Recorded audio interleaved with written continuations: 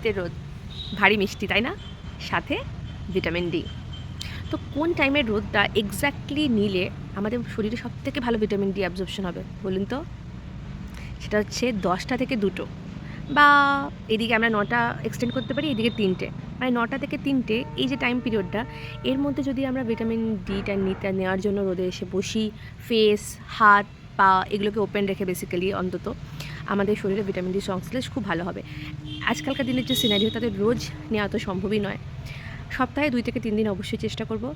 যারা একটু fair skin tone, আমি বা আমার থেকে অনেক বেশি ফেয়ারার বা মিডিয়াম ফেয়ারার, যাদের শরীরে মেলানিনটা কম, মানে একটা নেগেটিভ পয়েন্ট বলবো বেসিক্যালি তারা কিন্তু বেশিক্ষণ রোদে না থাকাটাই ভালো।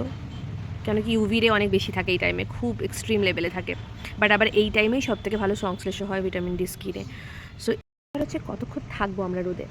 তো যারা ফেয়ারার স্কিন টোন, আমি বা আমার থেকে আরও অনেক বেশি ফেয়ারার, তারা অবশ্যই একটু কম থাকবো। মিনিমাম 5 থেকে 15 মিনিট, ম্যাক্সিমাম আধ ঘন্টা per day, weekly 3 to 4 days থাকলেই মোর দ্যান এনাফ, ঠিক আছে? আর যাদের শরীরে মেলানিন বেশি, যারা একটু ডার্কার টোন, মেলানিন কিন্তু তাদের plus point, protection barrier UV রের এগেনস্টে। তো যাদের মেলানিনটা অনেক বেশি আছে শরীরে, তাদের ক্ষেত্রে কিন্তু মিনিমাম 30 মিনিটস, ম্যাক্সিমাম 1.5 থেকে 2 ঘন্টা থাকতে হবে। তবেই কিন্তু আমাদের ভিটামিন ডিটা অ্যাডিকুয়েট অ্যামাউন্ট শরীরে তৈরি হবে। আর যেটা হচ্ছে গিয়ে এরপরেও আমাদের আজকালকার দিনের সিনারিওতে যদি না হয়ে থাকে নেওয়া, ভিটামিন ডি ডেফিসিয়েন্সি তারপরেও হয়, এনাফ আমরা নিতে পারছি না, সেক্ষেত্রে ভিটামিন ডি মাঝে মধ্যে টেস্ট করিয়ে সাপ্লিমেন্ট নেওয়াটা কিন্তু জরুরি। কেন কি মেন্টাল হেলথ ইস্যু আজকালকার দিনে খুব বেশি একটা ভয়ানক জিনিস।